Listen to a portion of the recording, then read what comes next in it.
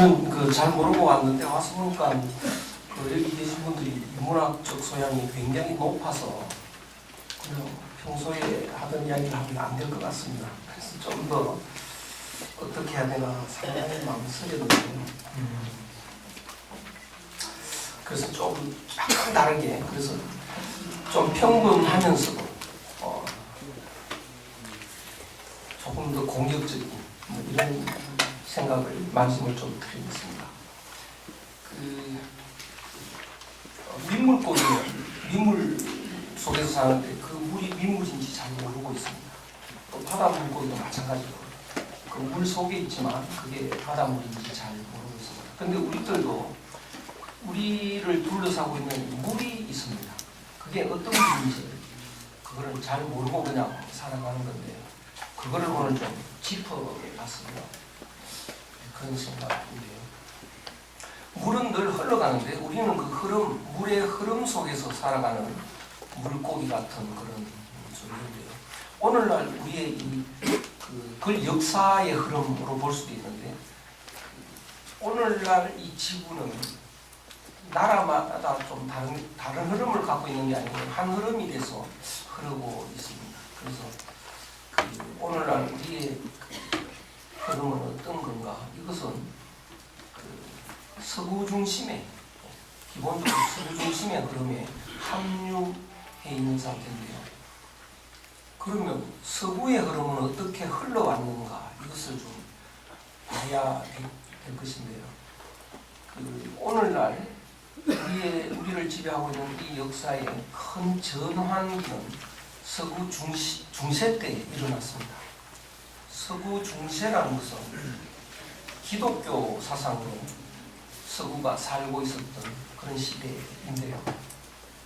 이 기독교가 서구 고대의 그 문제점을 고친, 치유를 한 큰 업적을 남겼습니다.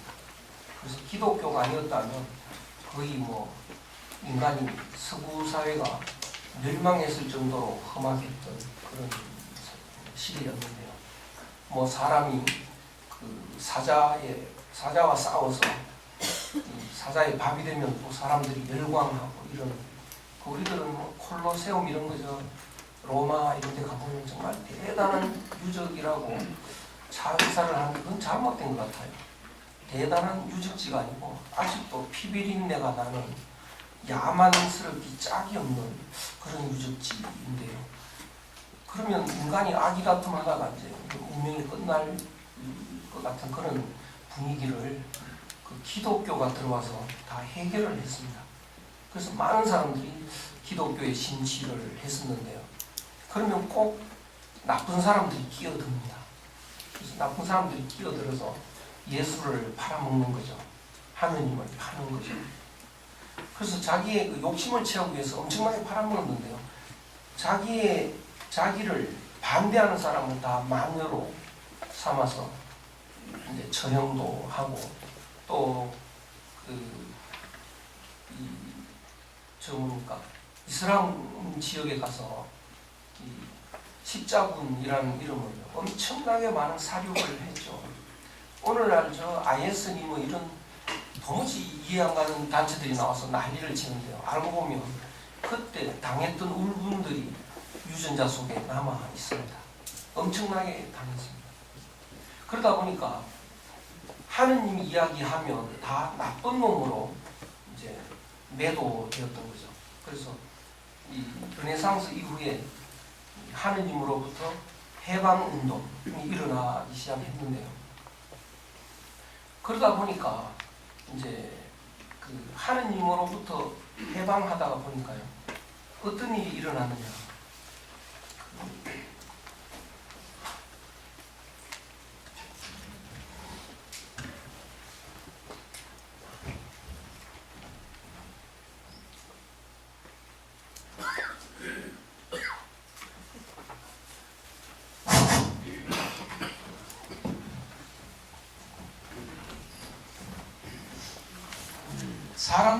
사람들이 이렇게 살아가는데요. 전부 하느님과 관계가 있습니다. 하느님의 아들로 살아가는 거죠. 그럼 전부 형제인 겁니다. 그리고 마음은 어떤 마음을 가졌느냐 하면 하느님을 따르는 마음, 같은 마음으로 살았던 형제들이었다. 이것이 기본이었는데요. 하느님을 걷어낸 겁니다. 하느님이라는 것이 이제 하느님을 팔아먹은 사람이 나빴는데 하나님이라는 것도 이제 부정적인 이런 이제 분위기가 된 거죠. 하나님을 걷어내면 사람은 다 각각 남남이 되는 겁니다. 사람은 다 남남이. 그러면 사람의 마음이 어떻게 되느냐 하면 사람의 마음이 어떻게 되느냐 하면 이 마음이라는 것이 하느님을 따르는 마음, 양심 이것이 있는 건데 하느님을 따르는 마음이 없어지면 각각 남남의 마음이 있습니다. 남남의 마음은 경쟁심입니다. 욕심인 거죠. 그래서 인간의 마음은 욕심이다. 이렇게 이제 정의할 수 있습니다. 그리고 사람은 다 남남이다. 이렇게. 그 다음에 사람이 남남이라고 할 때는 어떤 느낌이 오느냐면 이거는 우리나라 사람들이 이해 못하는 정서인데요. 우리나라 사람들은 남남이라는 걸 모릅니다. 우리 남이지 그건 근성으로 하는 소리죠. 남이라 생각 안 합니다. 남이라는 것은 어떨 때 어떤 경우냐 하면 자기와 전혀 다른 사람. 나는 저 사람 죽일 생각이 없지만 저 사람 내가 옆에 가면 갑자기 죽일지도 모르는 그런 느낌이 들어야 남입니다.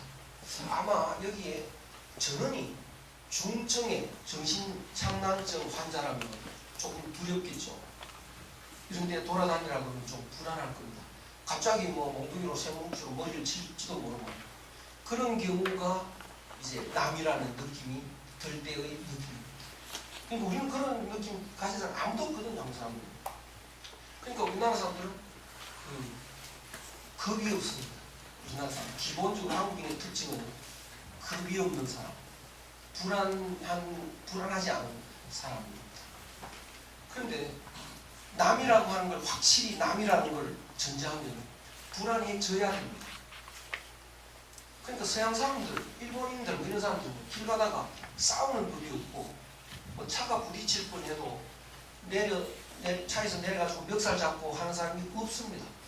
그 사람들은 교양이 있어서 그런가 무서워서 못 그럽니다. 무서워서 이렇게 골목길 같은 데 만나면 우리는 그냥 쳐다보면서 지나가는데 그 사람들은 인사를 해요. 왜 그렇게 교양이 있는가? 교양이 아니고 더욱더 무섭습니다. 1대1로 만나면. 그러면 덜 위험한 방법이 뭘까? 웃으면서 인사라도 하면 좀 덜 위험하겠지. 그래서 인사하는 겁니다. 우리는 이렇게 쳐다보면서 가면 그래도 죽을 염려가 없다는 생각을 하는 거죠. 그러니까 이슬람 세계에 기독교인이 전도하러 가는 사람, 한국인 외에는 상상도 못합니다. 그 정도로 급이 이제 한국인입니다. 그래서 이 불안하다는 거, 그걸 정말 우리는 암만 설명해도 이해는 머리로는 그럴 것 같다라고 하지만 가슴 속에서는 와닿지. 이 서양의 서부극 같은 데 보면 산장 같은 데서 사람 자는 걸 보면 이 처음 만나는 사람들이 이렇게 자지 않습니까? 이런 데 자지 않습니까? 구석에 저기 이렇게 자면서 이런 거 잔다. 부시럭하면 딱 이렇게. 그거 왜 그럴까? 무서워서 그러는 거죠. 우리는 이런 데서 자려고 합니다. 난 여기서 평안하니까 잡니다. 자기 안 놔둡니다. 이 사람들이 여기 모여가지고 형식 이리 오시오 불려가는 거죠. 그렇죠. 우리가 이거 보통 인연입니까? 이래가지고 어디서 또 소주병이 나와요 또. 그래가지고 주머니 밖에 그냥 취해가지고 무방 위로 자는 거죠. 어떻게 그럴까? 무섭지가 겁이 안 나니까 그렇습니다. 그런데 이 서구인들은 일본도 여기에 합류를 했는 건데 사람의 마음은 경쟁심이고 욕심이에요. 그런데 불안함이 짝이 없는 거죠. 마음은 욕심이고 또 인간관계는 불안하다. 겁이 난다. 이게 기본입니다. 그러면 말이에요. 제일 욕심도 채우고 불안한 요인도 해소하는 방법이 뭘 것 같습니까? 욕심도 내가 다 채우고 불안하지 않게 이 두 가지를 다 해결하는 방법. 우리나라 사람들은 발상이 나오지 않는데요. 그래서 아무리 기다려도 해답이 잘 나오지 않아요. 싹 죽이고 빼앗는 게 최고죠. 싹 죽이니까 불안하지 않겠죠. 빼앗으니까 욕심 다 채웠죠. 그것이 저 영국인들, 스페인 뭐 이런 나라 사람들이 아프리카, 아메리카 가가지고 다 죽이고 차지했죠. 그거는 상상할 수 없을 정도로 잔악한 거죠. 스페인 사람들 저 남미에 가가지고 다 죽여버리고 차지했습니다. 이제 멸종할까봐 몇 명 이렇게 남겨두고 보호하고 있는 그 정도입니다. 호주에 가서 다 죽이고 차지했죠. 아프리카 가서 다 죽이고 차지하려고 보니까 더워가지고 그냥 나왔습니다. 아시아에 와서 다 죽이고 차지하려고 보니까 인구가 많고 그러다가 보니까 후발대가 누구냐면 일본, 미국 뭐 이런 나라죠. 이런 나라가 자기들도 이제 맞아 먹겠다 현재까지 이르렀습니다. 근데 두 번째는 그만큼 불안하진 않는데 욕심은 채우고 싶어. 이거는 내 소나기에 넣어놓고 빼앗는 거죠. 식민지로 만드는 거죠. 두 번째는 식민지로 만드는 방법이고 또 하나는 욕심 채울 건 별로 없는데 불안하기만 합니다. 그러면 그냥 죽이기만 하는 거죠. 바로 유태인 학살 같은 거 그런 거. 이것이 19세기, 20세기에 걸쳐서 일어난 그 기본이죠. 오늘날 서구 문화의 기본입니다. 그런데 그 죽이고 빼앗고 이런 것이 유쾌한 일은 아니거든요. 아무리 서구인이라 하더라도 그게 신나는 일은 아니라 그게 그러면 좀 덜 찜찜하게 하고 싶은 이런 건 누구나 갖고 있는 거죠. 그래서 그걸 어떻게 만들어내는고 하면 중세에 기독교인들이 나쁜 짓을 또 많이 했지 않습니까? 중세 말기에 그 사람들도 찜찜합니다. 그 찜찜한 것을 그냥 찜찜하지 않게 나쁜 짓을 하는 방법이 뭐냐? 그거는 말이야. 그 하느님을 어떻게 날조를 하는데 인간은 그냥 행동하지를 않습니다. 항상 자기의 의식이라는 걸 만들어 놓고 의식에서 사는 방식을 그려 넣습니다. 의식에다가. 그리고 그 의식 따라 행동합니다. 우리는 자유자재로 행동하는 것 같지만 그렇지 않습니다. 이 의식에 아버지 앞에서는 담배 피우면 안 돼. 요걸 집어넣었다고. 그러면 어른들 아버지 앞에서 담배 안 피습니다. 일본 가보니까 제자가 선생님 담배 한 대. 그러니까 담배를 딱 주더라고. 라이터가 없게 안 불고 있고 선생님 촥 하니까 이제 이러고 처음에는 놀랐는데 왜 그 녀석은 그렇게 하느냐. 그 사람들 의식 속에서는 어른 앞에 담배 피우면 안 된다는 그게 없습니다. 그러니까 그런 행동을 하는 거죠. 그러니까 자기 의식대로 살아가는 거지. 객관적으로 옳고 그러다 이게 따로 있는 게 아닌 거죠. 나는 내 남편 이외에 어떤 남자하고도 손잡지 않겠다. 이렇게 또 그려놓은 사람이 있습니다. 다른 남자하고 절대 악수 안 하는 거죠.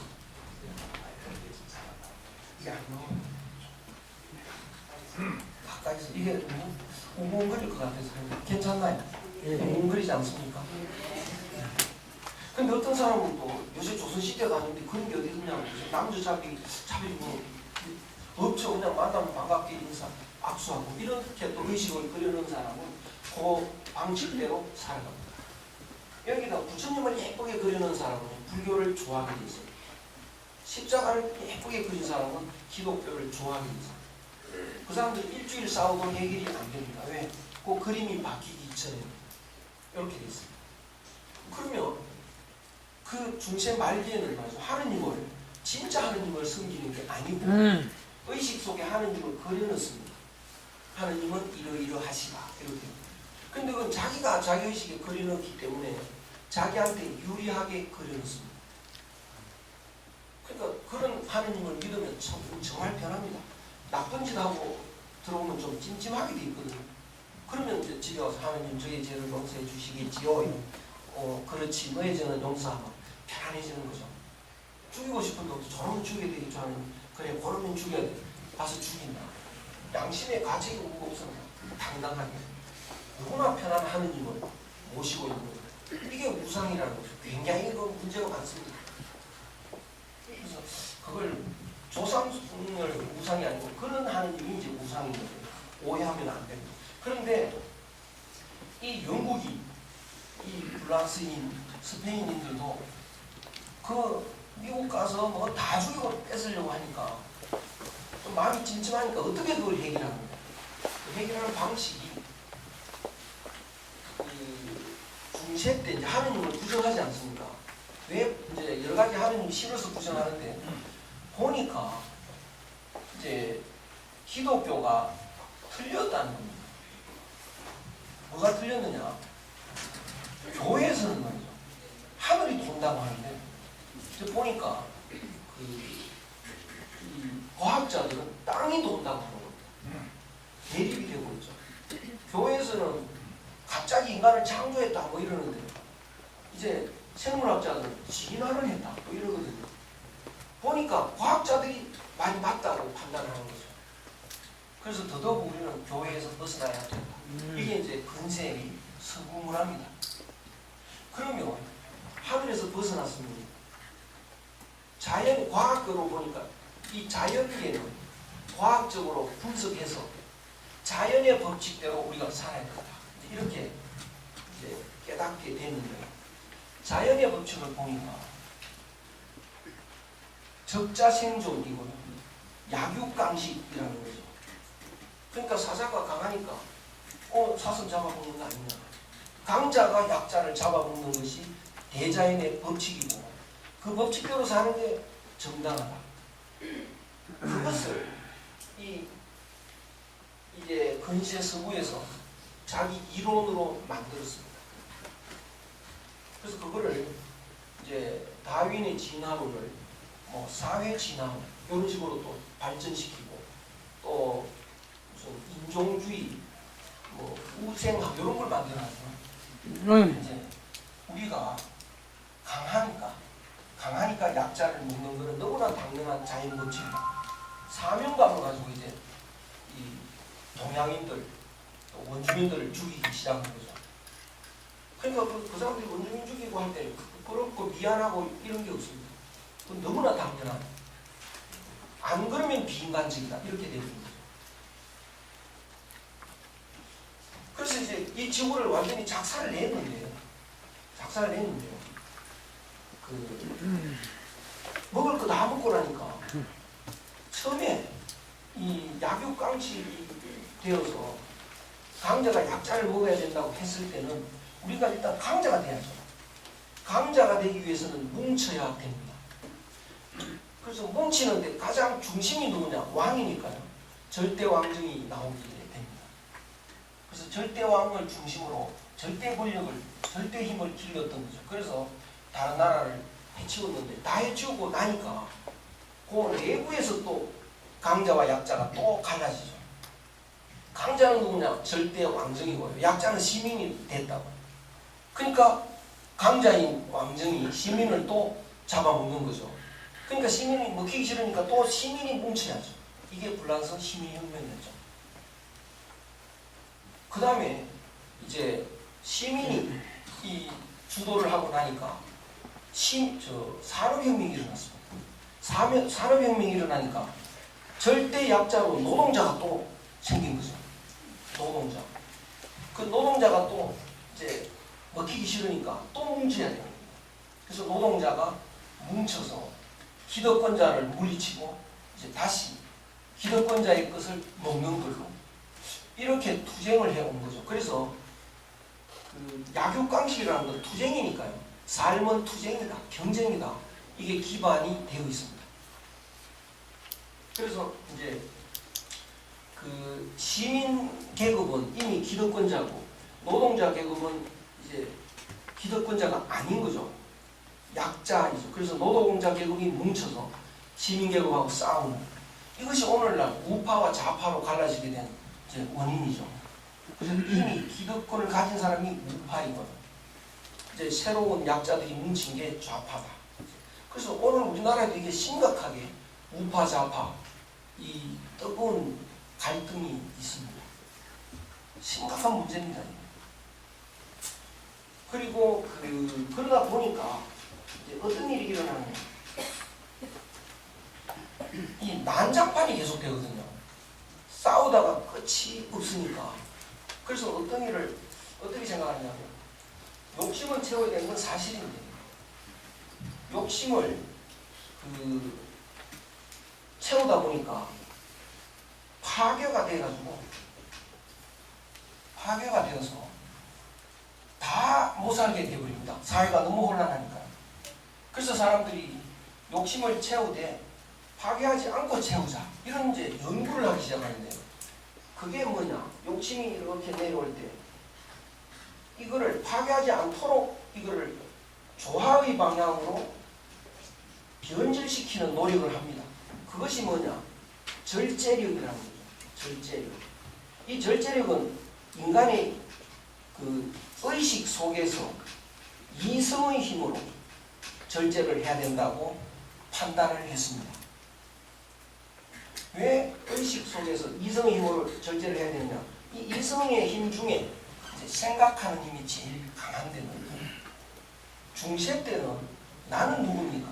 하느님의 아들 아닙니까? 의심할 여지가 없었죠. 나는 누구냐? 하느님의 아들. 어떻게 살아야 되느냐? 하느님의 뜻대로. 이렇게 됐다고. 근데 하느님이 거두시고 나니까 나는 누굽니까? 모르겠다 이렇게 되는 거죠. 나는 뭘까? 아무리 생각해도 근거를 알 수가 없게 됐다고. 근거가 없어졌으니까. 그래서 찾다가 결론적으로는 나는 생각한다. 그렇죠? 고로 나는 존재한다. 이렇게 결론을 냈다가 그 생각하는 것이 바로 그 의식 속에 있는 이성이라는 겁니다. 그러니까 인간 존재를 생각하는 거니까 생각을 통해서 파괴되지 않도록 우리가 절제해야 된다. 이런 논리가 발달하는 거죠. 바로 법학입니다. 그러면 욕심을 채우자 이쪽으로 무게 중심이 옮겨지면 경영학 뭐 이런 게 되는 거예요. 절제 쪽으로 무게 중심이 옮겨가면 법학이 됩니다. 그래서 오늘날 전 세계의 어느 대학을 가도 끌고 가는 건 법학이냐 경영학이냐 이쪽입니다. 인문학에서는. 왜 그렇게 되냐? 바로 요 논리입니다. 그런데 말이에요. 그래서 오늘날 그 법학, 경영학 이외에도 정치학, 교육학 등등이 뭐냐? 다 그 교육학이란 뭘까? 절제력을 교육시키는 거예요. 그리고 정치학이란 뭐냐? 파괴로 가는 세상을 조화로 가도록 인도하는 것. 여기에 다 이제 학문들, 여기에 다 기본이 여기인데요. 그런데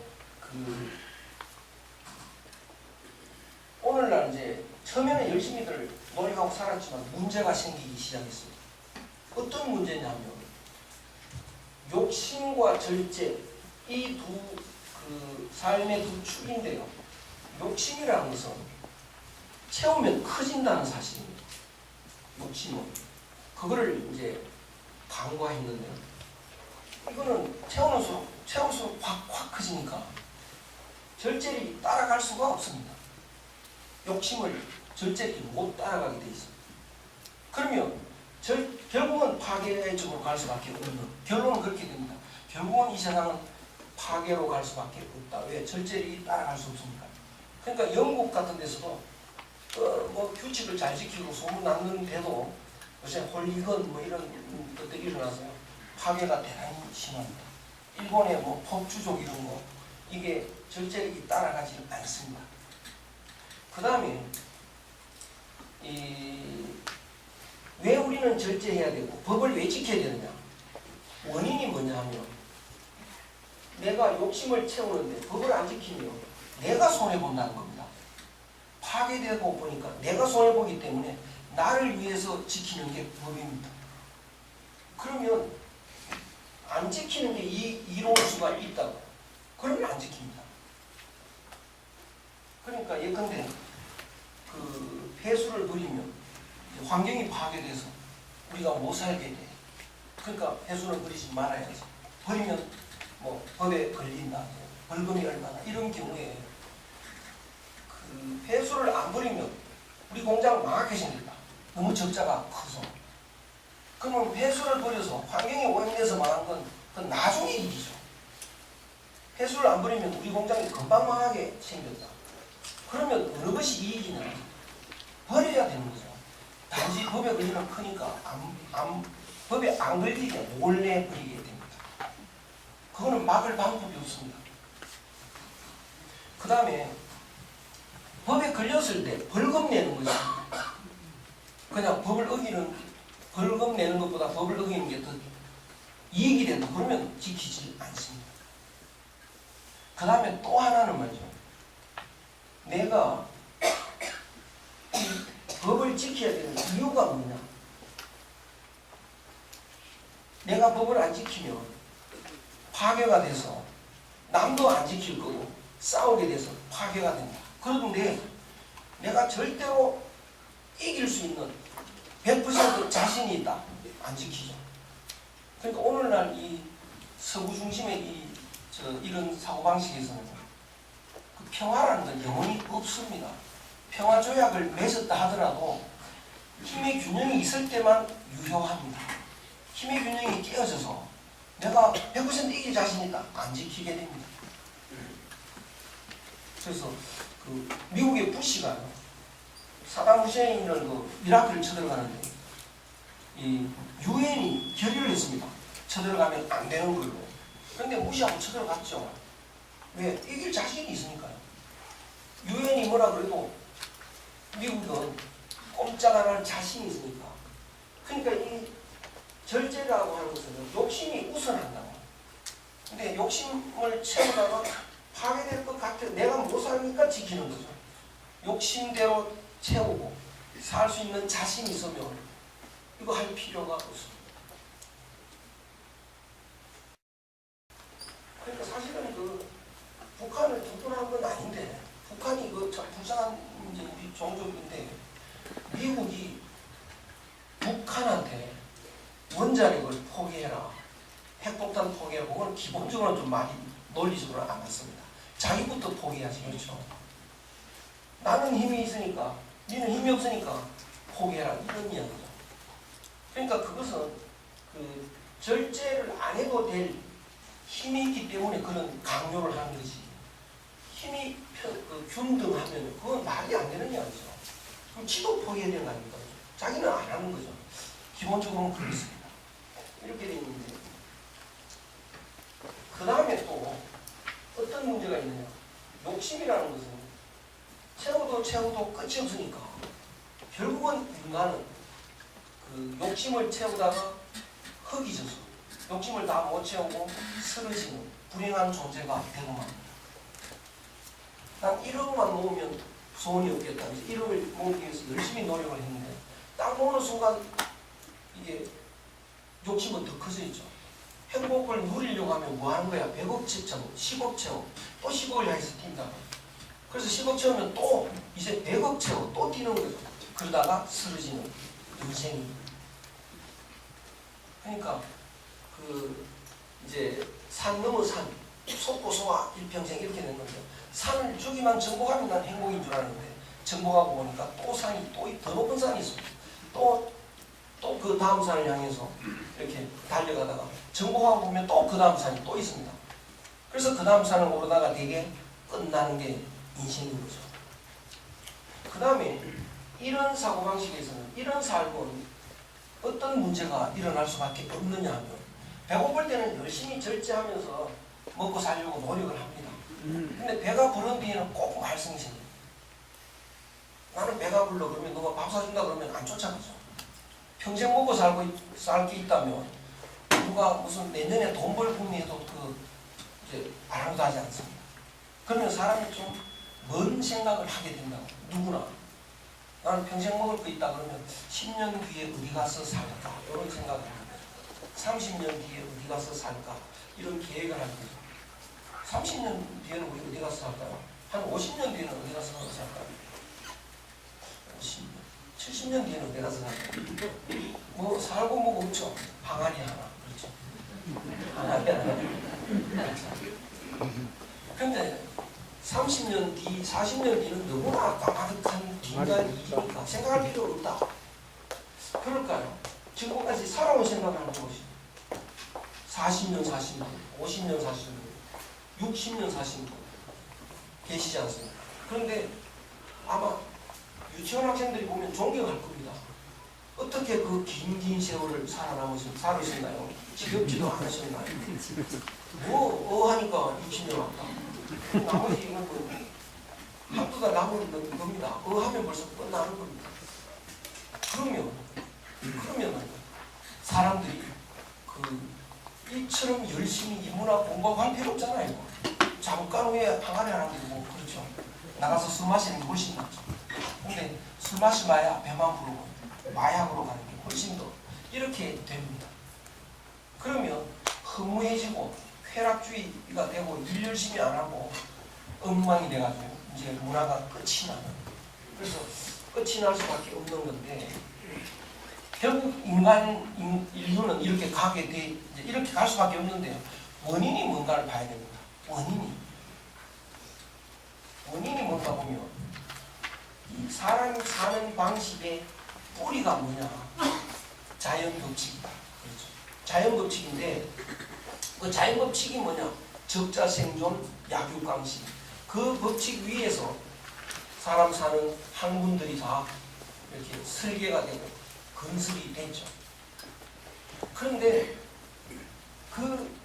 이 자연 법칙, 적자 생존, 약육강식이 잘못된 판단, 그것이 틀린 가설입니다. 그게 틀렸다면 그 위에 성립된 경영학, 법학, 정치학, 교육학 다 틀린 거죠. 다 틀렸다. 그러니까 우리는 대학에 가서 그렇게 열심히 공부하는 오늘날 서구 중심의 학문이라는 건 틀린 가설 위에 세워진 잘못된 이론들이다. 이렇게 정리할 수 있죠. 저는 이런 말 하면 혼날 텐데요. 이제는 다들 납득을 합니다. 문제가 심각해졌으니까. 그래서 경영학과 교수들이 저를 제일 부러워합니다. 왜 부러워하냐면 방학 때면 여기 못 있습니다. 빨리 미국 가서 새로운 이론을 배워와야 됩니다. 자꾸 바뀌기 때문에 그걸 안 배워오면 후배들한테 밀립니다. 그래서 새로운 잡지도 봐야 되고 늘 봐야 되는데 그래서 긴장을 하죠. 또 당신은 말이죠. 2500년 전의 거를 가지고 아직도 장사합니다. 나이 들수록 장사는 더 잘 되고 말이죠. 그렇죠. 그 차이가 뭘까? 잘못된 이론이기 때문에 바뀌는 2500년 전의 거라도 잘못되지 않았으면요 바뀌질 않습니다. 단지 상황만 바뀔 뿐 그 진리의 내용은 바뀌지 않습니다. 그래서 오늘 이제 심각한 서구문화의 종말이 오고 있다는 건데요. 그래서 이게 전부가 한번 다 뒤집혀져야 될 때가 왔다. 왜 그 약육강식이 잘못된 가설이냐 하면 이제 사자가 사슴을 먹지 않습니까? 그건 틀먹는 사실 아닙니까? 그런데 한번 보시면 이 초원에 풀들이 있는데요. 사슴이 20마리가 있으면 딱 알맞다, 풀이. 그런데 25마리가 있으면 5마리만 죽는 게 아니고 다 죽습니다. 다 영양실 쪽입니다. 그러면 5마리가 없어져야 되는데 이 5마리를 누가 먹느냐? 사자가 먹죠. 그러면 사자가 사슴을 먹어 치우는 게 아니라 사슴을 도와주는 거죠. 사자가 사슴 안 먹고 사슴 다 죽게 생겼으니까 도와주는 거예요. 그러니까 그걸 기본적으로 자연 법칙은 좋아하지 파괴가 아닌 거죠. 그리고 이 사자는 사슴을 다 먹어치우는 법이 없습니다. 그리고 사슴끼리 또 다 잡아먹는 법은 없습니다. 근데 그 약육강식을 잘못 이제 그걸 해석해가지고 인간을 다 죽인다. 아메리카 원주민 다 죽였지 않습니까? 그 이론이 뭐냐? 약육강식이라는 이론을 잘못 응용해가지고 자기의 유리하게 욕심 채우는 쪽으로 적용시킨 이데올로기가 된 거죠. 그 이론 위에 세워진 것이 오늘날 그 학문입니다. 그래서 전체가 한번 바뀌어야 되는 때가 왔습니다.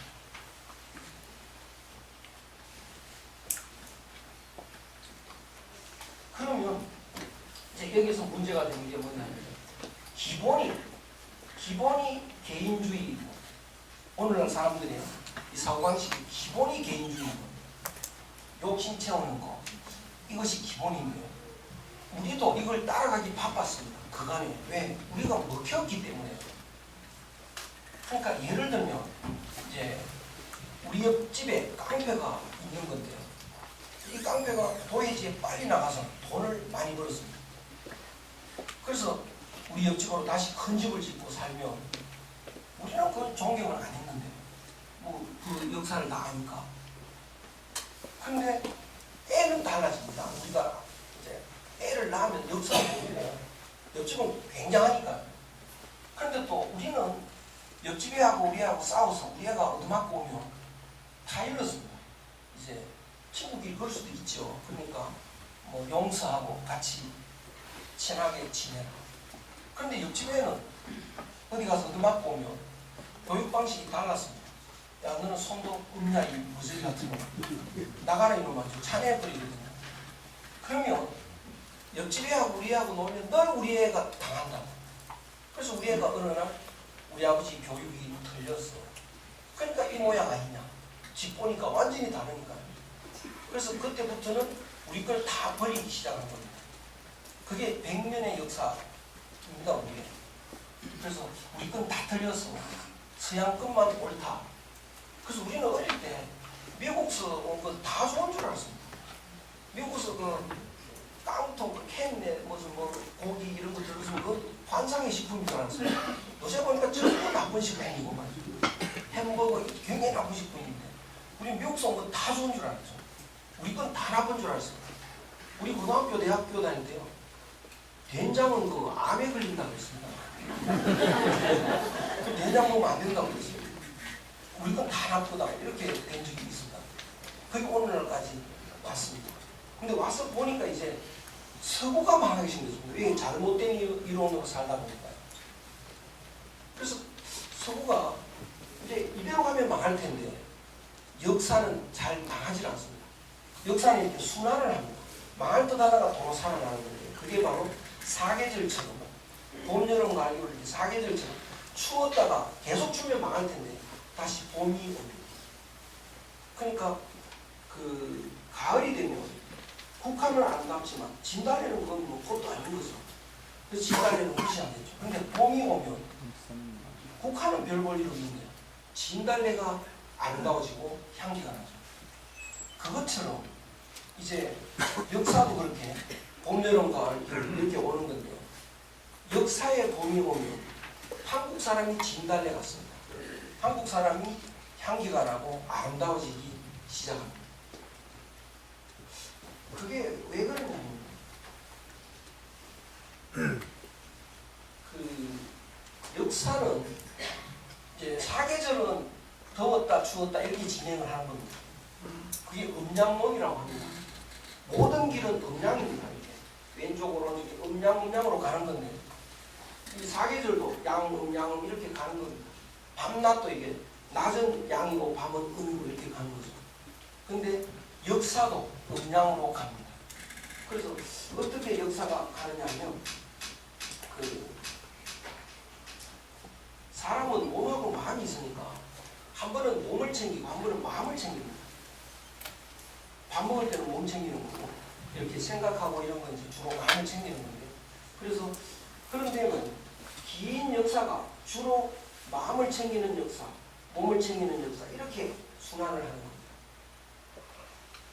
이렇게 순환을 하는데 한국인은 아주 독특해서 이 순환에 잘 못 맞춰갑니다.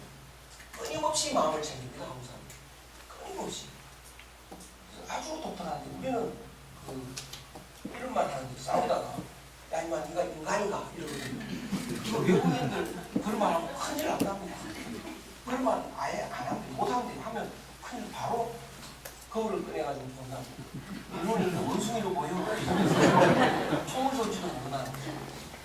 근데 우리는 얼굴 보고 하는 말이 아니라, 그럼 뭐냐, 우리는 마음을 중시합니다.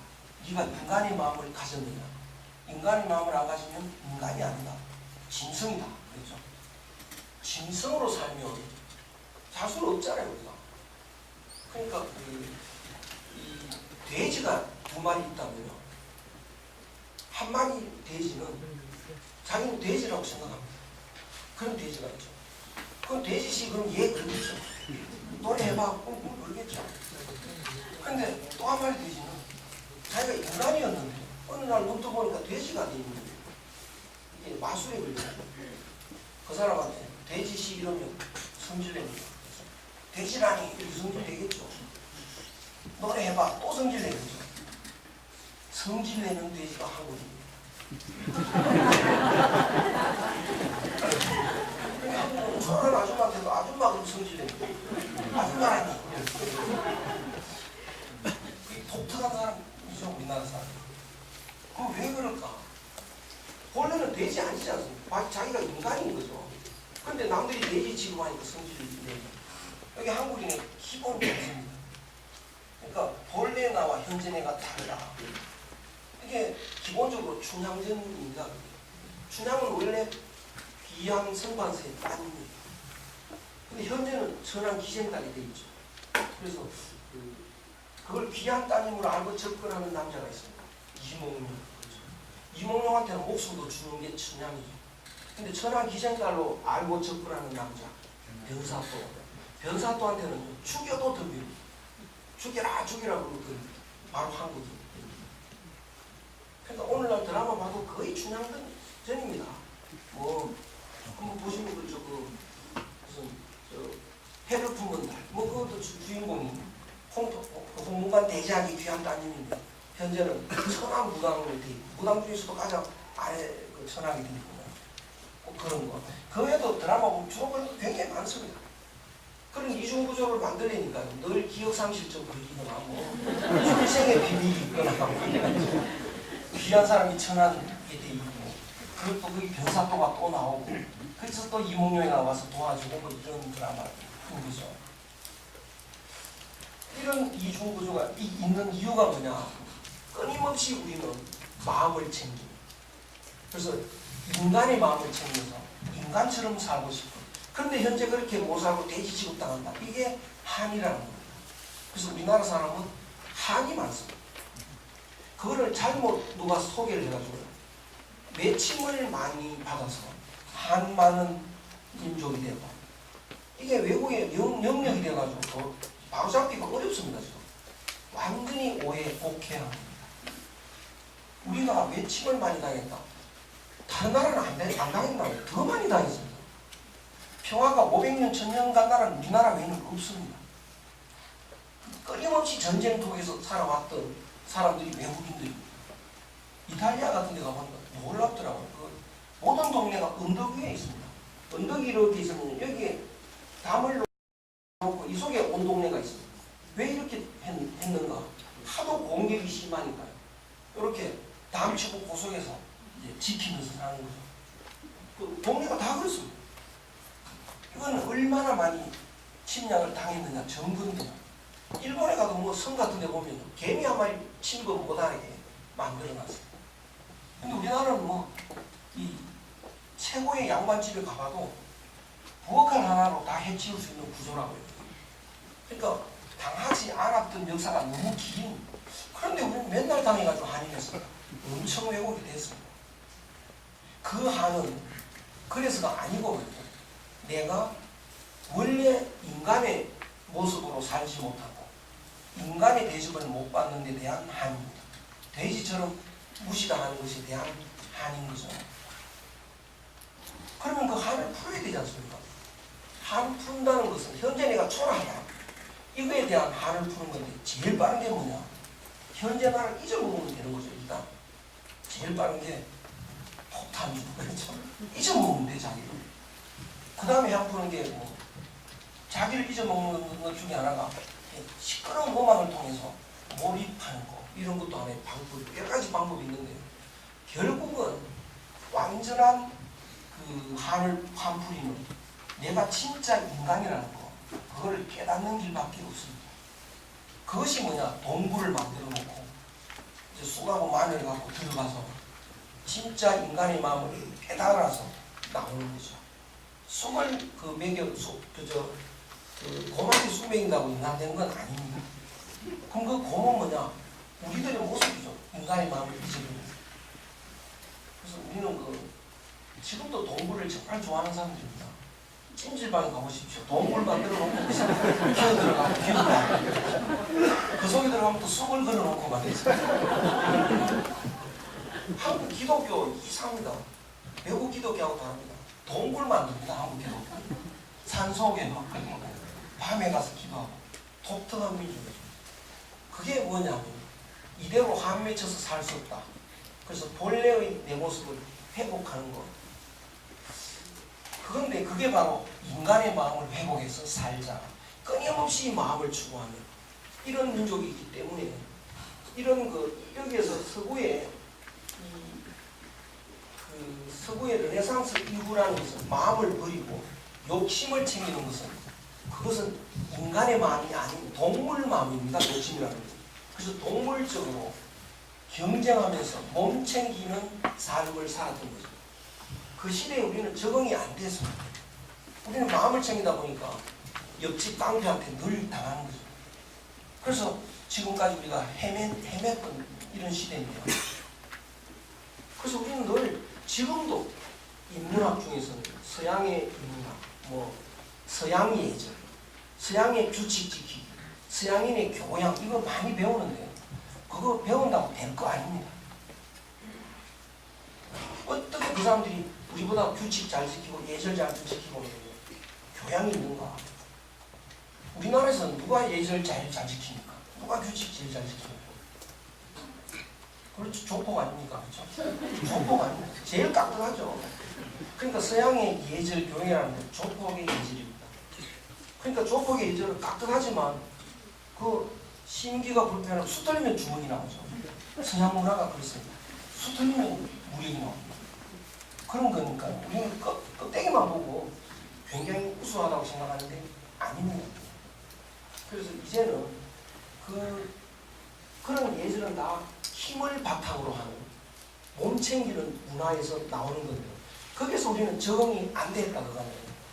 적응이 안 됐습니다. 그런데 이제는 이 역사가 바뀌기 시작했습니다. 이 바뀐다는 걸 어떻게 아느냐? 과거에 바뀔 때 보면 아는 거죠. 순환을 하니까. 과거에 바뀔 때가 언제 있느냐? 그 서양에서는 이 희라 말기 그때 이제 그 몸 챙기는 문화에서 마음 챙기는 문화로 한번 바뀌었습니다. 그때 나타나는 현상이 인명경시, 인명을 경시하고, 왜 인명이 경시되느냐 하면 우리는 몸 챙기는 시대에 살고 있다가 보면 우리 몸이라는 건 뭡니까? 지구에서 보면 70억 분의 1이죠. 지구에 70억이 살죠. 나는 70억 분의 1 아닙니까? 70억 분의 1은 수학 시간이 0 아닙니까? 그러니까 내 존재의 가치는 0이라고, 제로인 거죠. 그러니까 사람 죽이는 게 힘들지 않습니다. 제로 하나 제거하는 거니까. 그러니까 인명경시. 그래서 그러면서 무한히 욕심을 채우다 보니까 자꾸 더 자극적인 욕심을 채우다 보니까 사람 죽이는 거, 검투사끼리 싸우는 거, 이런 거를 자꾸 만들어내죠. 오늘날도 비슷합니다.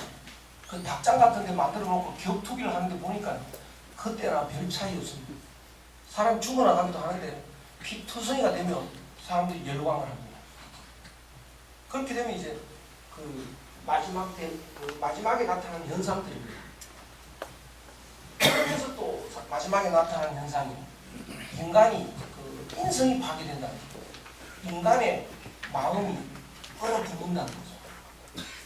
처음에는 이게 이 몸체인 시대는 경쟁이 제일인데 경쟁을 자꾸 하다 보면 사람의 마음이 얼어붙는 겁니다. 왜냐? 남한테 이겨야 되니까 남에 대한 배려, 따뜻한 용서, 양보 이게 없습니다.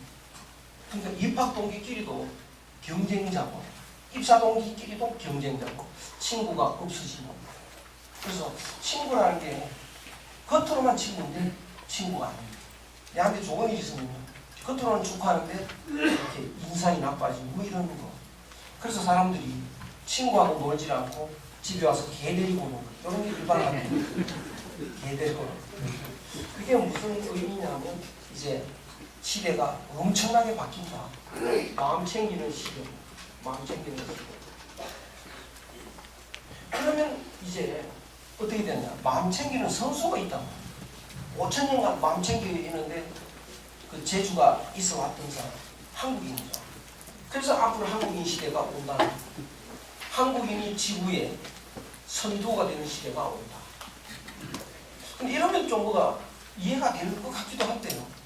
갑자기 미국의 무슨 예언가가 20년 전에 한국이 최고 1등 된다 이런 소리를 하거든요. 그러면 뭔가 엉뚱한 소리 같기도 하고. 근데 그게 알고 보면 역사의 흐름에서 보면 충분히 납득이 갑니다. 그러면 앞으로 시대는 한국인에게 있었던 좋은 점들을 개발하면 이제 선두에 설 수 있습니다. 그러면 경영을 하려면 어떻게? 한국인의 경영 방식. 지금 한국인이 아닌 거예요. 과거 한국인. 과거 한국인의 정치 방식. 그래서 아마 앞으로 정치학을 새로 무너뜨리고 새로 이제 만들려면 세종대왕의 정치 방식을 연구해서 이제 만들어내면 될 거라고 생각이 듭니다. 퇴계 선생의 교육 철학을 교육 원리로 다시 만들어내면 훌륭한 교육 철학이 될 거다라고 예측할 수 있습니다.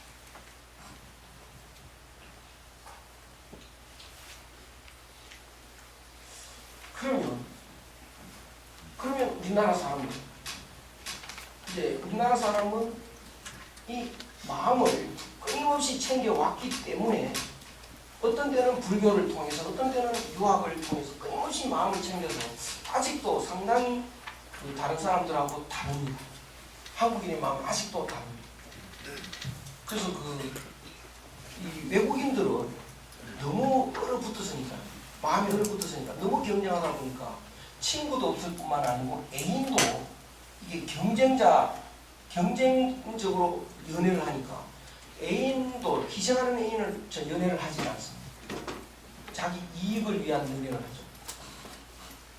그 어떻게 연애하느냐면 이제 경쟁력 있는 연애를 해야 되니까 정보가 중요하니까 정보를 쭉 보니까 저기 계신 분이 10억짜리 통장이 있다. 열심히 사랑하는 거죠.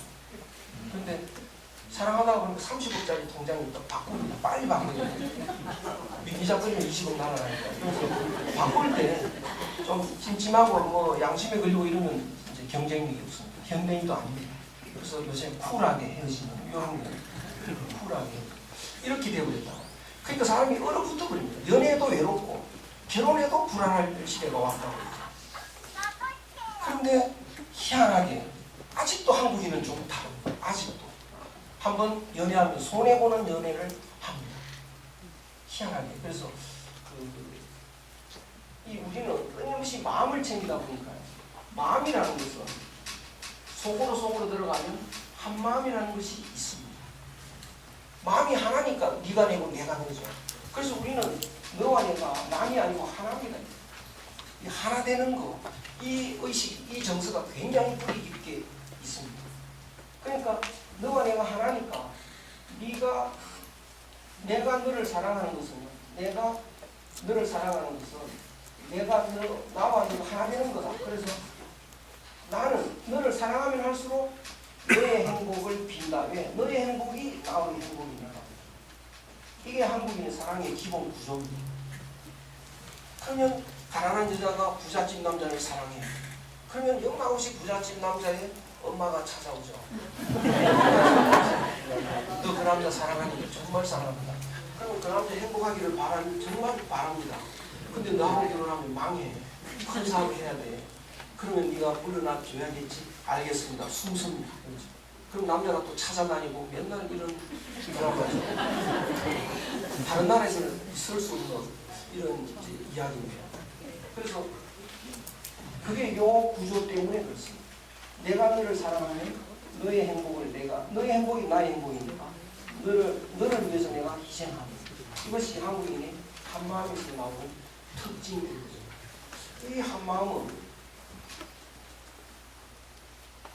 이 한마음이라는 게 아직도 남아있어서 남아있는 거죠. 이게 어떤 마음이냐면 예컨대 이렇게 대나무가 이렇게 있는데 여러 나무 같지만 한 뿌리로 이렇게 연결되어 있는 거죠. 우리의 마음은 사람이 이렇게 있는데 각각 남남 같아도 한 마음으로 이렇게 연결이 있어요. 이런 그 한 마음으로 연결되어 있다고 그렇게 판단하고 그런 생각을 하고 그런 정서를 가진 사람은 한국 사람밖에 없습니다. 그래서 이 한 마음을 외국어로 설명이 안 돼요.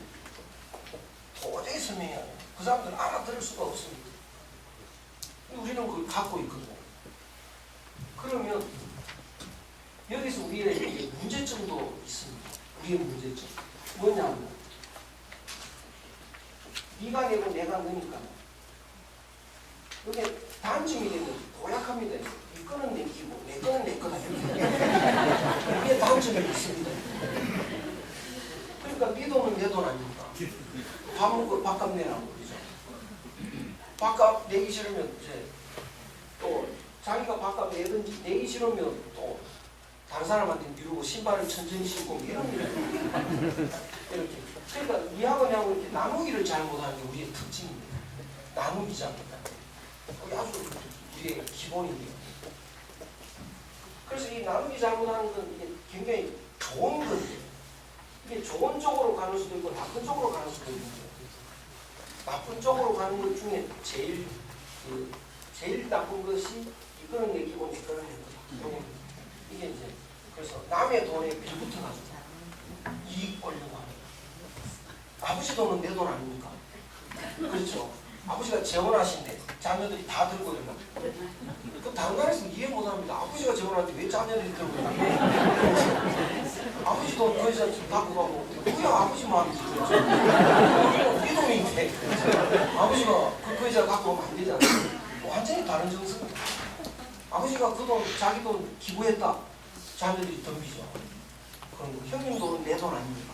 이거 굉장히 우리한테 잘못된 단점이죠. 이게 그러면 네 돈이 내 돈이니까 내가 돈 많아요. 그런데 네가 돈 많다. 이거 못 견딥니다. 배 아파서. 배고픈 건 좀 견딥니다. 배 아픈 건 못 견딥니다. 이건 고쳐야 되거든요. 이건 고쳐야 되는데 고치기가 어려운 게 더 부채질을 자꾸 합니다. 우리나라 배 아픈 심리. 그러면 우린 단점이 자꾸 커져서 망쳐드는 거죠. 그럼 누가 부채질을 하느냐? 첫째는 이제 유명한 막스라는 사람. 막스 어떤 사람들은 칼을 막 쓴다 이러는데 네가 돈 많다 칼로 그냥 싹. 그래서 저 사람 돈 많잖아. 당신들 돈인데 저 사람 잘못 다 착취해가지고 갖고 있다. 돌려받아라. 배 아픈 사람이 불이 붙어버려. 그 다음에 이제 정치인들이 이걸 부추깁니다. 왜 정치인들이 이제 그 부자를 이제 공격하느냐면 표가 많아서 배 아픈 사람. 그 다음에 매스컴입니다.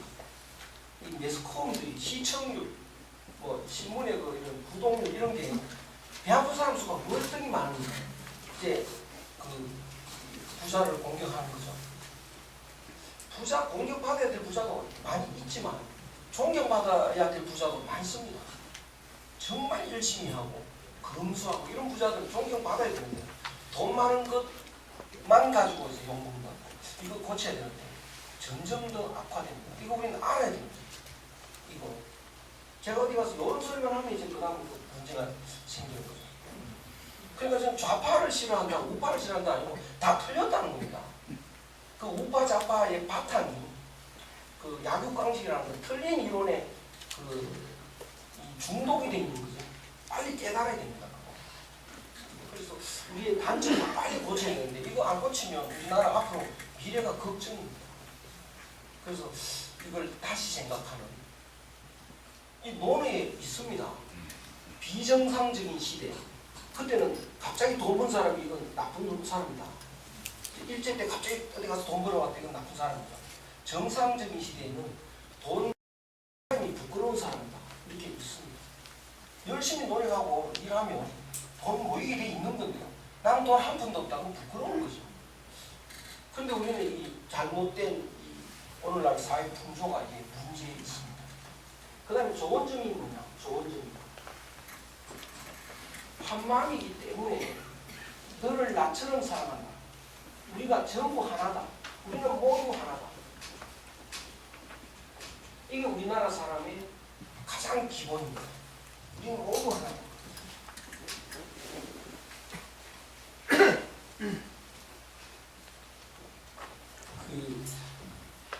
나무가 한 그루 있는데 이거를 이렇게 잘라가지고 이렇게 심었습니다. 이렇게 심었습니다. 그러면 이게 이거고 이게 이건데요. 이거는 지금 안 보이는데 사실 이게 이거죠.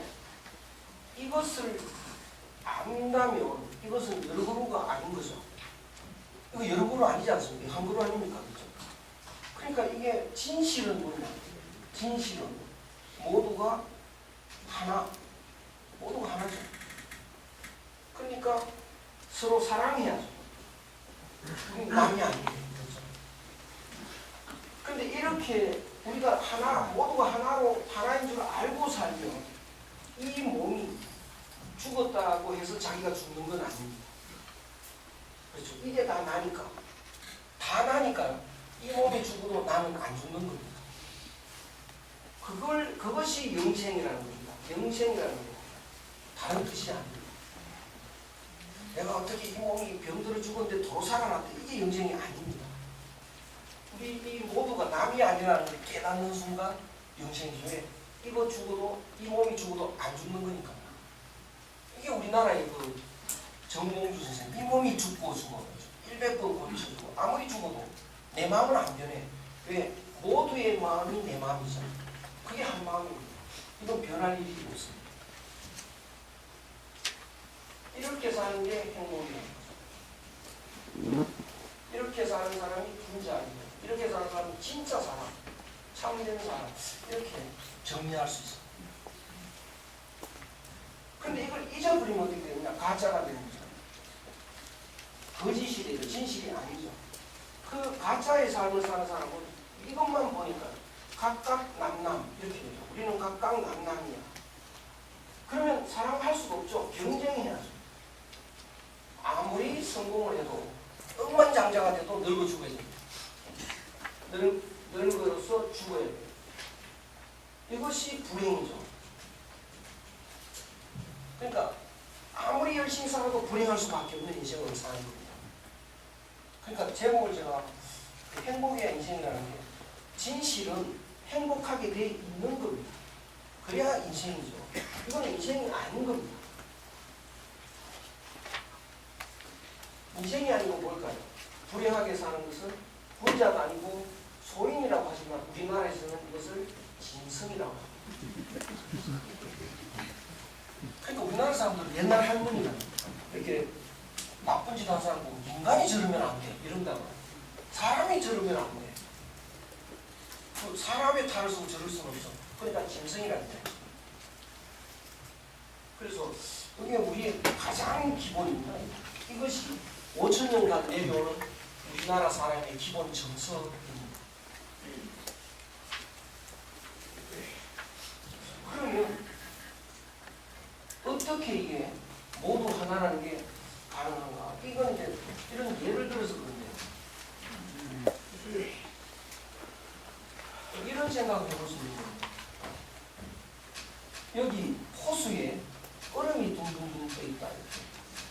많은 얼음들이 있고. 그럼 수많은 얼음이 각각 이제 따로 존재하는 것 같지만 그것은 본질을 모르고 하는 이야기죠. 본질을 알면 이게 뭡니까? 물 아닙니까? 그렇죠? 이것도 물이죠. 이것도 다 물이죠. 그러면 본질을 알고 보니까 이게 전부 하나 아닙니까? 남이 없다는 거죠. 그러니까 여기 계신 우리 모두는 하나가 본질적으로 하나 이렇게 되는 거죠. 모두 하나니까 너와 나의 구별이 없습니다. 네가 내고 내가 네죠. 그러면 또 어떤 일이 일어나냐면 이 얼음이 나온 줄 알았는데 이만큼 깨졌다.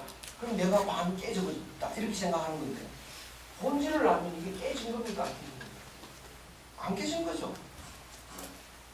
그 다음 이게 다 없어져 버렸다. 없어진 겁니까? 안 없어진 겁니까? 안 없어졌죠. 나는 없어지지 않는 거다. 그러면 이게 없어지지 않고 그냥 물의 모습이 된 거죠.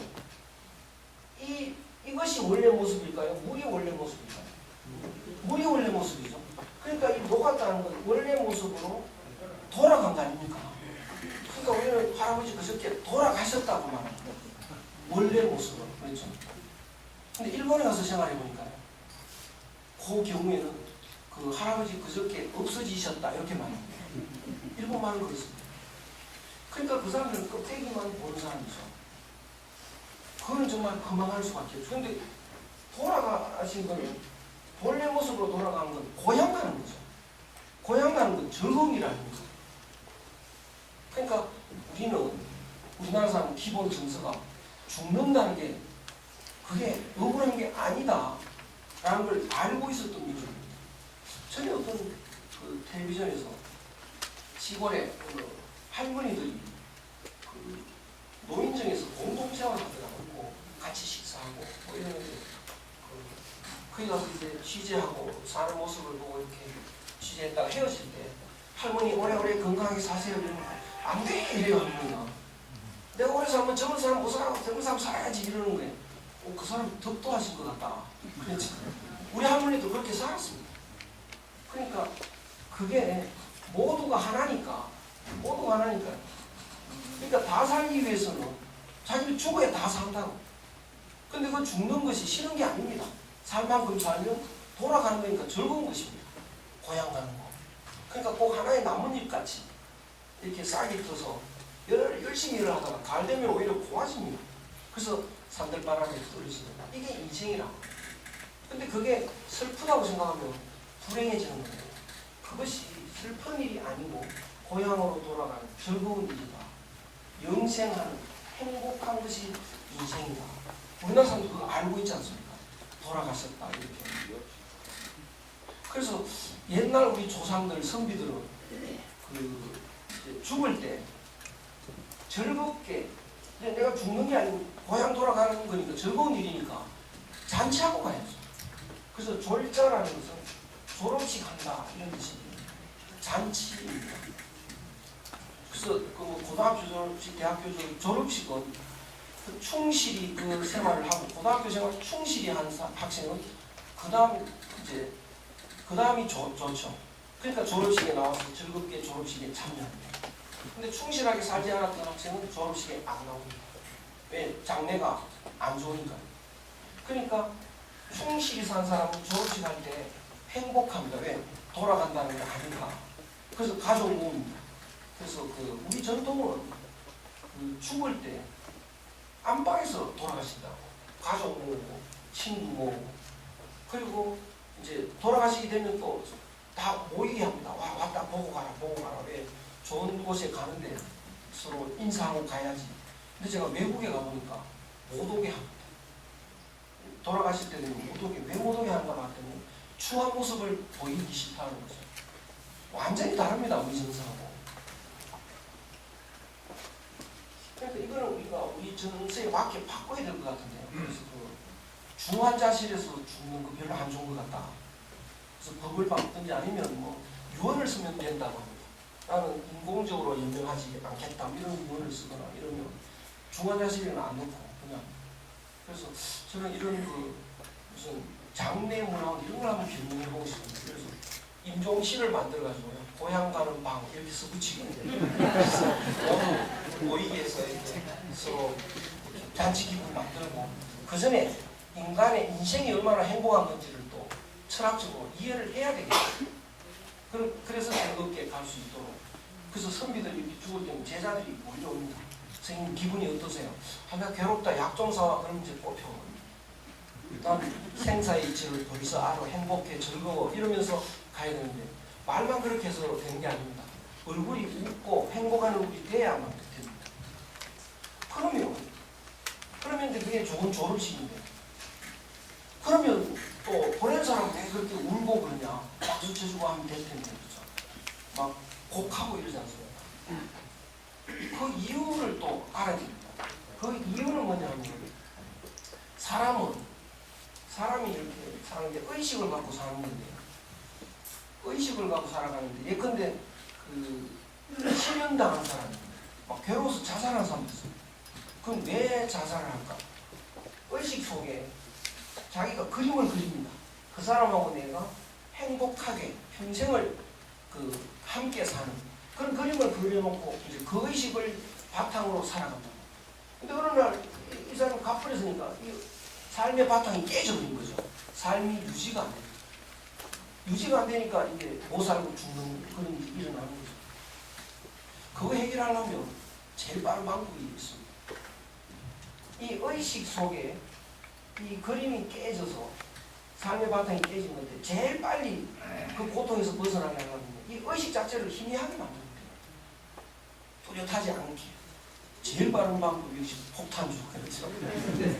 그러면 의식이 흐릿하니까 이게 그림도 기억도 안 납니다. 그렇죠? 그리고 또 깨가지고 또 슬퍼하면 또 재워버리면 됩니다. 또 이 의식이 흐릿해집니다. 그러면서 이제 이해를 시키면 됩니다. 당신이 괴로운 건 당신 탓이다.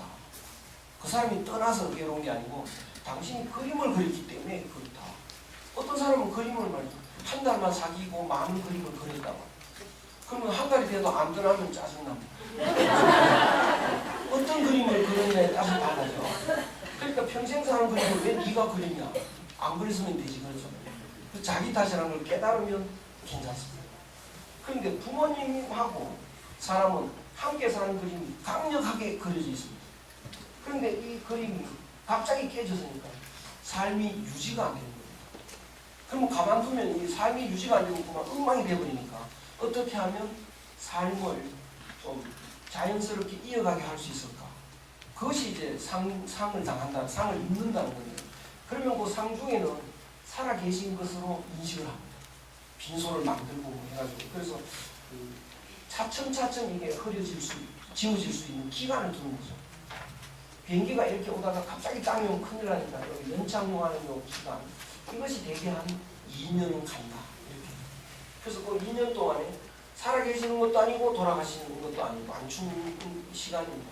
그러면 이제 다시 이게 지워지고 난 뒤에 이 편안한 삶이 지속이 되는 건데 아주 불효자는 말이죠. 살아계실 때도 지겹다 뭐 이런 사람이 있거든요. 그거 좀 안 계시면 좋겠는데 아직도 계시고 마음속에 이미 지웠습니다. 마음속에. 근데 이제 돌아가셨다 소문 들으면 이제 돌아가셨구나. 하나도 괴로운 게 없다고. 상 안 입어도 되는 거예요. 그러니까 그 상 입는다는 것은 돌아가신 분을 위한 게 아니고 살아있는 사람이 좀 편하게 살 수 있는 방법입니다. 그럼 오늘날 3년상, 뭐 1년상 한 사람이 없으니까 할 수도 없고 그러면 이제 돌아가셔서 난 괴로워 죽겠다. 그럼 어떡하냐? 나름대로 뭔가 그 부모 계시는 방에다가 뭐 사진을 걸어놓는다든가 이래가지고 한 1년 정도라도 괴로우면 그 방에 들어가서 사진도 보고 뭐 하소연도 하고 뭐 이런 방법도 있고 산소에 가서 하소연하는 방법도 있고 그러면서 이게 완충시키면 됩니다. 그런 것이지 돌아가시는 것 자체가 너무 슬픈 일이라서 그러는 거 아니다. 이게 이제 살아난 사람의 슬픔은 있는 겁니다. 그래서 또 울으라고 하는 것이 되게 슬플 때는 울면 좀 시원해집니다. 그런 거지. 그래서 기본적으로는 생사가 없다는 것을 알고 있습니다. 이게 우리 문화의 기본입니다. 그러다 보니까 우리는 이제 모두가 하나다. 이게 우리는 기본인데요. 우리 다 모두가 하나다. 그래서 한국 사람들이 제일 못 견디는 것이 우리는 남이다 이거 못 견딥니다. 그러니까 제일 여기서 못 견디는 것 중에 하나가 좀 나가 이겁니다. 그러면 이게 우리가 하나라는 게 깨지지 않습니까? 이거 못 견디는 거. 두 번째 못 견디는 건 입 닥쳐. 우리 남이 아닌데 넌 남이다 이 소리거든요. 넌 남이다 이거 못 견디는 겁니다. 그래서 이 우리나라 경영이 좀 어려진 이유가 서구에 가서 공부하러 간 사람이 보니까 이만큼 우리 회사가 있는데 회사 재무구조가 어렵다. 그럼 바로 이게 정리해야 그렇죠. 뭐 이렇게 구조조정 이거 시키는 거거든요. 그런데 그 사람들은 분위기 봐서 그냥 자기가 나갑니다. 우리는 그냥 안 나간다고. 이게 충격이 엄청 크죠. 악담하면서 나갑니다. 이놈 회사 잘 되나 보고 그 남아있는 사람들이 또 이게 껄끄럽습니다. 찜찜합니다. 그래서 뭐 내가 좀 캥기는 일도 있고 그리고 다음에 구조조정 조정하면 나도 나가야 될 것 같아요. 있을 때 챙기자. 이건 잘 안 됩니다. 우리 정상은 안 맞습니다. 그래서 우리가 모두 하나다. 모두 하나다. 그래야 편한 민족입니다. 그러니까 좀 빠졌으면 좋은 사람들 이렇게 밥 먹으러 가면서 빠져서는 안 해. 그럼 그 사람도 그냥 의용부용 따라옵니다. 또 눈치 보고 안 빠지고 그런 민족이라고. 근데 오늘날 우리가 서구식으로 살다 보니까 끊임없이 경쟁을 시킵니다. 그러니까 우리의 자녀들은 너무 경쟁을 많이 시키니까 1, 2, 3, 4, 1, 2, 3, 4 경쟁시키니까 막 열받아가지고 우리 그러니까 경쟁시킨다는 걸 이렇게 때리는 거 아닙니까?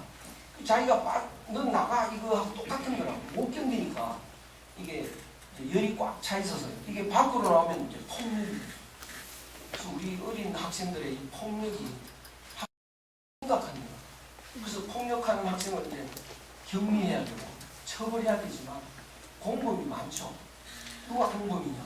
그런 교육을 시킨 어른들, 그런 제도에서 가르친 학교, 이다 공범인 거죠. 그 다음에 그 열이 속으로 들어가면 우울증이 빠집니다. 그래서 우리 학교 문제가 심각해요. 근데 보니까 우리는 내가 이렇게 외톨이로 떨어져 나가는 이건 못 견디는 이런 사람이 지금 실제로 계속 경쟁 붙이니까 너무나 많은 스트레스를 받고 있는데요. 그래도 적어도 다 경쟁해서 뿔뿔이 흩어져도 이것만은 흩어지면 안 되겠다고 고집하는 집단이 있습니다. 그게 뭘까요? 그게 가족이라는 거죠. 그러니까 우리나라 가족은 이게 다른 나라 가족하고 다릅니다. 우리는 모두 하나라는 요 의식 때문에 다 흩어져도 마지막까지 지키려고 하는 게 가족입니다. 근데 최근에 이제 가족 해체를 자꾸 그것도 이제 강조를 하는 거예요. 그거 왜 그러냐 하면 서구의 이론은 기본적으로 개인주의입니다. 그래서 발전은 뭐냐? 개인끼리 경쟁해야 발전한다.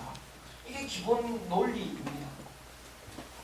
그러다 보니까 우리는 가족이라는 울타리 때문에 개인주의가 되지도 않고 경쟁도 안 되니까 가족을 해체해야 된다. 이런 의식이 있는 건데 아주 잘못입니다. 그럼 이제 우리는 다 엉망되는 거죠. 우리는 우리가 남인가 모두 하나다. 이거 깨지면 잡을 수 없는 이 한미에 쪄서 못 사는 이런 사람들이니까. 그러니까 마지막까지 붙드는 게 가족입니다. 가족. 그래서 우리나라 가족은 처절한데요. 뭔가요? 국제시장인가 그 영화를 보니까 그 가족이 잘 드러나 있는 건데 이 형은 동생을 위해서 희생을 합니다. 형은 자기는 학교 안 가고 돈 벌어서 동생 학교 내줍니다. 그래서 이 형 하나가 주인공 형이 가난하니까 광부로 갔더라. 광부로. 근데 거기서 간호사로 온 또 한국 여자랑 만나서 연애를 합니다.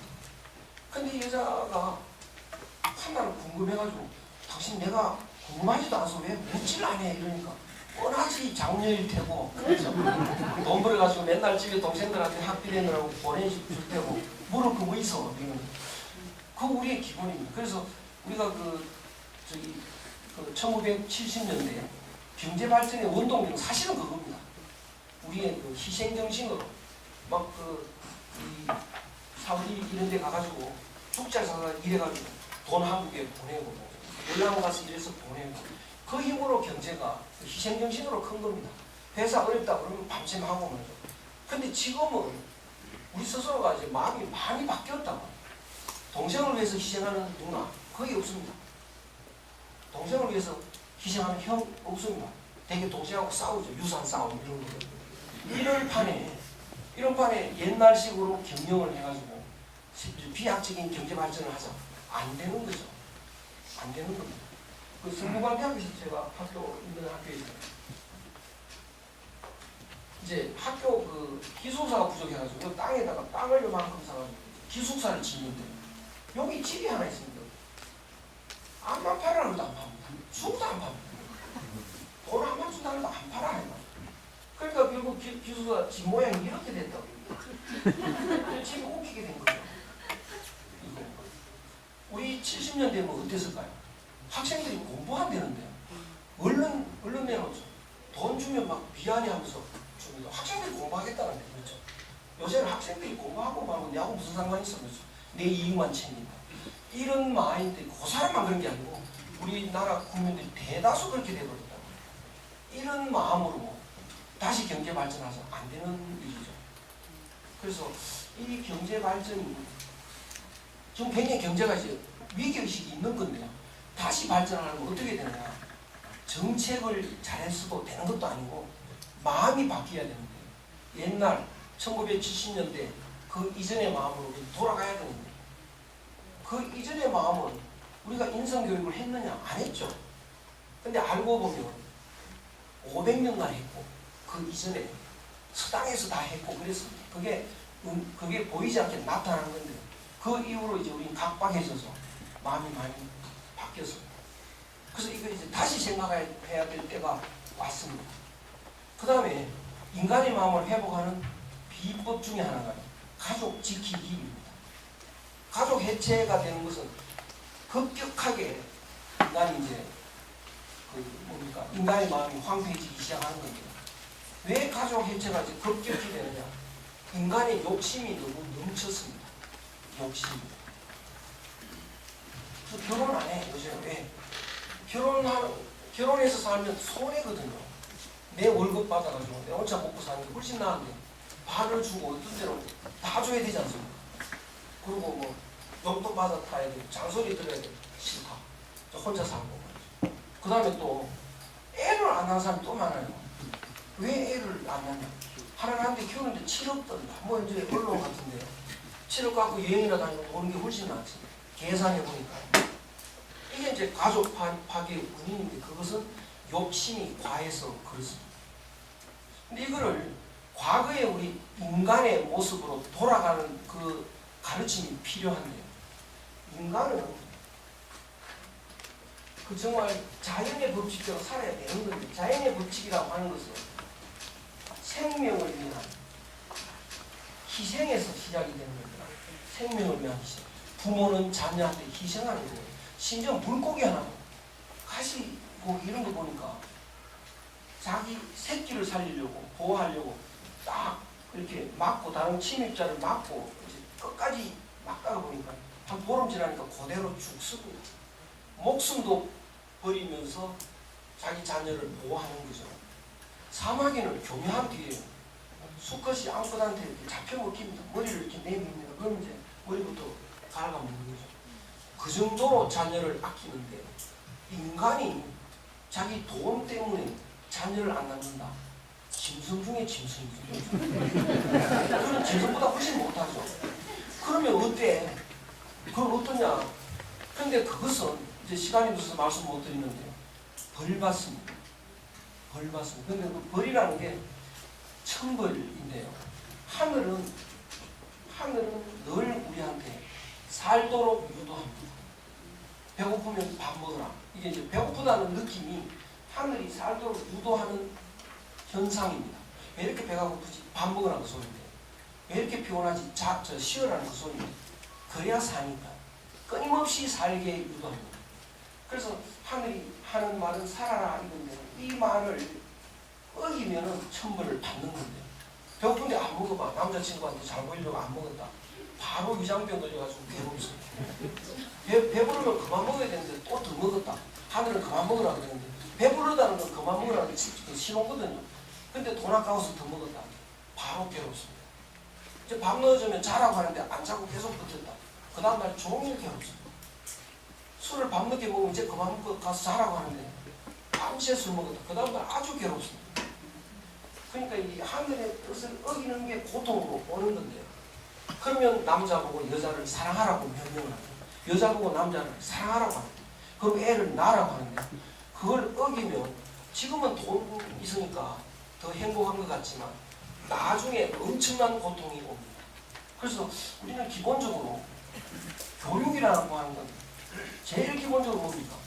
배우는 게 하늘, 천, 따지. 하늘, 천부터 시작을 했는데요. 오늘날 서구 교육을 하더라고 하늘이라는 개념이 없어져 버렸어요. 그러니까 천불이라는 개념도 없어졌죠. 그래서 이 삶의 바탕이 달라졌는데 이제 회복해야 됩니다. 그래서 하늘의 뜻대로 사는 거, 천불 받는 게 얼마나 잘못된 삶인지 깨닫는 거, 이런 걸 이제 좀 알게 되는 이런 문화 강좌가 앞으로 좀 더 지속되는 거, 이게 필요한데 오늘 제가 시간이 너무 짧은 데다가 갑자기 또 보니까 주제가 가족이라서 좀 우왕좌왕한 거 있지만 많은 거를 말씀드리려고 하다가 좀 없어진 건 없어요. 고맙습니다.